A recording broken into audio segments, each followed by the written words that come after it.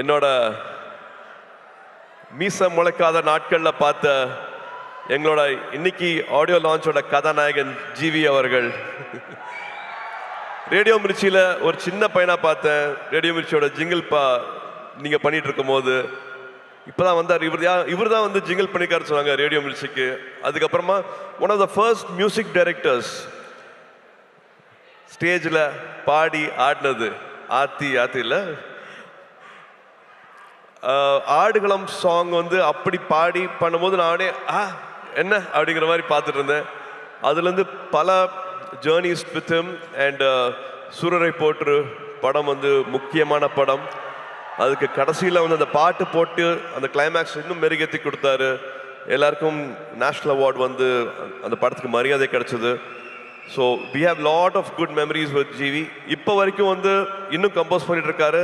இன்னும் ஆட் பண்ணலாம், இன்னும் குட்டியாக ஒரு சாங் எங்கே பிளேஸ் பண்ணலாம், வேற என்ன மியூசிக் உள்ள வரலாம் அப்படிங்கிறது வந்து I don't know. He's shooting தாய்லாண்டில் இருப்பார். ஆனால் இந்த படத்துக்கு வந்து கம்போசிங் நடந்துட்டு இருக்கும். ஒரு மியூசிக் போட்டுட்டு இருப்பாரு. என்ன கேட்டாலும் அவ்வளோ ஓப்பனாக எது வேணாலும் அவர்கிட்ட பேசலாம். ஒரு தம்பி மாதிரி அந்த உறவுங்கிறதுக்கு வந்து அது இன்னொரு எடுத்துக்காட்டு GV.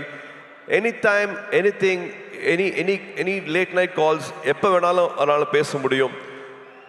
Always things good for me sir, இந்த படம் பண்ணுங்க சார், இந்த டேரக்டர் கூட ஒர்க் பண்ணுங்க சார், இது பண்ணுங்க சார் அப்படின்ட்டு ஒரு எக்ஸ்ட்ரா கேர் வந்து வச்சுட்டே இருப்பார். GV, thank you for this love, thank you for this unconditional love, means a lot, and thank you for this beautiful film.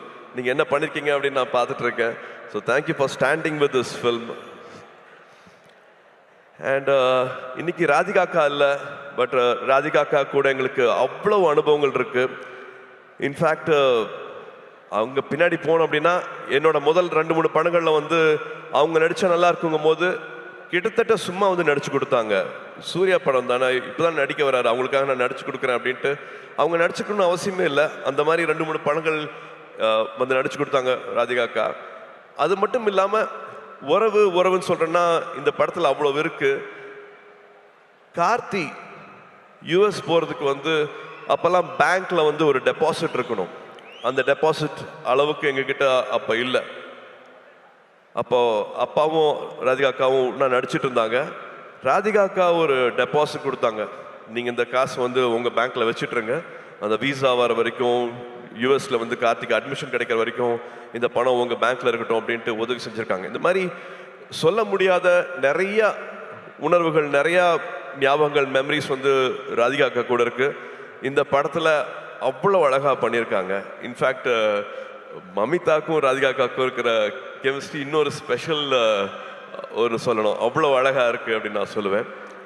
And now I have to come to Mamitha. Mamitha, இந்த படம் கதை கேட்ட உடனே I think we didn't have any other choice. வேறு யார் பேருமே எங்களுக்கு வந்து ஆப்ஷனே இல்லை. only your name was there. we didn't even have another option. நம்ம 2 பேரும் ஒரு படம் பண்ண வேண்டியது, அது பண்ண முடியல அப்படிங்கிற வருத்தம் இருந்தது.